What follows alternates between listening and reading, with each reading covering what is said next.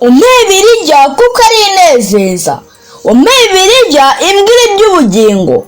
Tugeze mu mwanya mwiza wo kwiga Bibiliya muri gahunda yo gusoma igice kimwe ku munsi. Muri iki cyumweru tuzasoma Abaheburayo igice cya 3, icya 4, icya 5, icya 6, icya 7, icya 8 n'icya 9. Imana izatuyoboze Mwuka Muziranenge. Abaheburayo igice cya 3. Uko Kristo aruta Mose. Umuntu w'Imana Mose yari umukiranutsi muri byose. Abisirayeli bose niwe bafatiragaho urugero. Nyamara yaravuze ati, muri mwe hazaza undi muhanuzi umeze nkanjye, muzamwumvire. Yavugaga Kristo ari we Jambo. We ubwe yarivugiye ati, uruta Eliya ari hano, uruta Mose n'abahanuzi bose ari hano, kandi Aburahamu atarabaho ndiho. Uwo Yesu niwe mutambyi mukuru uruta ababayeho bose. Nk'uko bayoborwaga na Mose bahaniwe kutizera, niko natwe abayoborwa na Kristo dukwiriye kwigengesera ngo tutaba nk'ab'igihe cya kera, kuko binangiraga imitima, banze kwizera amasezerano y'Imana, baribwa n'inzoka, abandi bagwa mu butayu, ntibinjira mu buruhukiro aribwo Kanani. Natwe b'iki gihe dukwiriye kwizera ko Kristo ari we uduhuza n'Imana kugira ngo tubashe kwinjira mu buruhukiro bubonerwa muri we. Abaheburayo igice cya 4. Uburuhukiro Imana yageneye abayizera.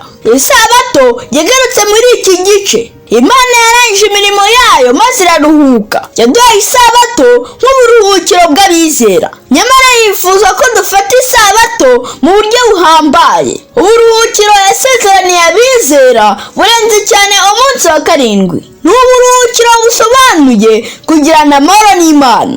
Ni uburuhukiro busobanuye kuva mu bubata bw'ibigirwamana cyangwa amategeko atabasha kudukiza. Ni uburuhukiro busobanuye kuyoborwa na Mwuka Wera w'Imana. Abisirayeli bari bararuhuwe by'igice igihe bayoborwaga na Yosuwa akabatsindira abanzi babo i Kanani. Yosuwa wa 2 ariwe Yesu niwe uturuhura mu buryo bwuzuye, kuko yadutsindiye umwanzi mubi kurusha abandi ariwe Satani. Uyu munsi numva ijwi rye rikurarika, ntutinde kumwakira ngo abe umwami wawe n'uburuhukiro bwawe. Abaheburayo igice cya 5. Kristo umutambyi uhoraho. Kera iyo bashiragaho umutambyi yatambiraga abandi ibitambo kugira ngo Imana ibakoreho ibyaha. Yagombaga kwihanganira n'abatagira ubwenge, kuko nawe yabaga ari umuntu nkabo, azi uburyo buri wese abasha gucumura. Nawe ubwe yitambiraga ibitambo kugira ngo ikureho ibyaha bye. Yesu wacu nawe akiri mu mubiri yatuye ibitambo by'amasengesho, yicisha bugufi atabaza Se mu ijuru. Imana yamuhinduye umutambyi wacu uhoraho, kandi biratunejeje kuko azi imibabaro yacu. Uwo tumufiteho byinshi byo kumuvugaho. Iyumvire nawe, yahozeho, yaremye byose, nyamara igihe kigeze yihindura umuntu, yumvira amategeko, arapfa arahambwa, amaze kuzuka ahinduka umuvugizi wacu ku Mana. Uwo niwe byiringiro byacu biduhesha ijuru. Abaheburayo igice cya 6. Kuburira abacitse intege mu kwizera. Abaheburayo bari barigishijwe ibya Kristo rwose. Bari barigishije kwizera, kwihana ibyaha, kubatizwa, kurambikwaho ibiganza ndetse n'izuka ry'abapfuye. Ariko rero byageze nyuma batangira gusubira inyuma baragwa. Barahamagarirwa kugira iterambere mu by'umwuka. Dufate urugero. Iyo imvura iguye mu butaka maze bukera imyaka, abahinzi barishima cyane. None iyo imvura iguye ubutaka bugasoma maze aho kwera imyaka hakazamuka amahwa, ninde wakwishima?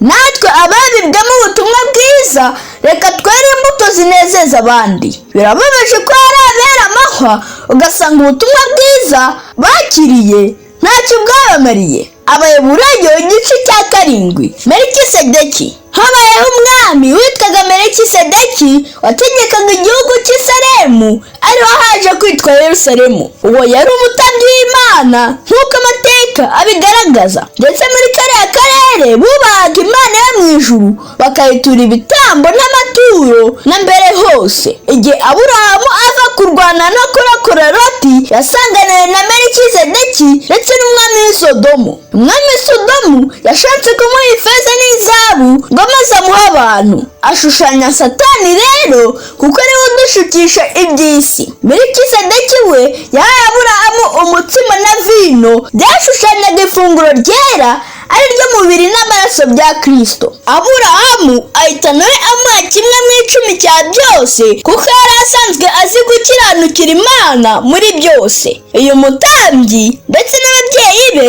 ntibabonetse mu bitabo bya Mose nubwo ari byo Abisirayeli bashakiragamo ibisekuru byose. Batangajwe n'umutambyi rero utarakomokaga kuri Lewi. Uyu Melikizedeki rero ashushanya Kristo kuko ubutambyi bwe nta bukomora kuri Lewi ahubwo abukomora ku Mana Data. Twishimire ko dufite umutambyi umeze atyo ariyo Kristo. Abaheburayo igice cya 8. Isezerano rishya.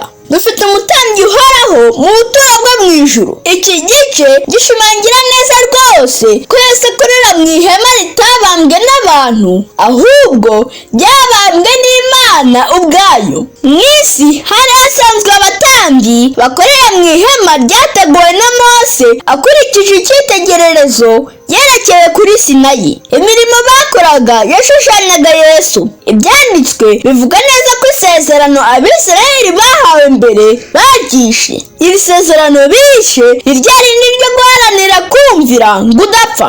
Ariko isezerano Imana yaduhaye rirushijeho kuba ryiza nuko amategeko yayo yanditse mu mitima yacu. Mwuka Wera aza muri twe ngo atubashishe kuyagenderamo. Abantu bose bazamenya Imana ndetse tubwirwa neza ko tuzababarirwa gukiranirwa kwacu maze ibyaha byacu ntibyibukwe na rimwe. Imana iduhe kwibera muri iryo sezerano ryiza. Abaheburayo igice cya 9. Kugereranya isezerano rya kera n'isezerano rishya. Isezerano rya mbere ryari rigizwe n'inshingano y'ubutambyi. Habagaho ihema, hari ahera hateretswe amatara ameze y'imitsima bamurikiraga Imana. Hirya rero hari ahera cyane hakingirijwe n'umwenda. Habaga isanduku y'isezerano yabagamo ibisate by'amabuye byanditsweho amategeko. Urwabya rurimo manu na ya nkoni ya Aroni w'umutambyi. Iyo umunyabyaha yazaniraga umutambyi itungo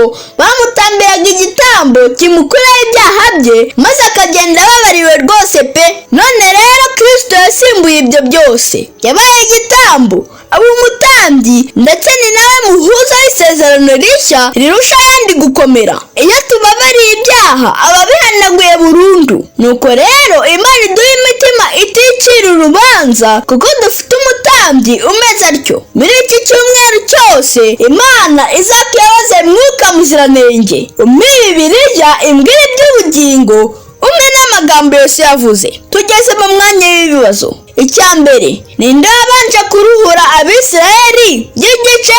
Icya kabiri, ninde mutambyi w'Imana ihoraho twabonye ko atakomokaga mu muryango wa Lewi? Icya gatatu, ni iki kiranga isezerano rishya Imana yagiranye natwe? Imana ibahe umugisha.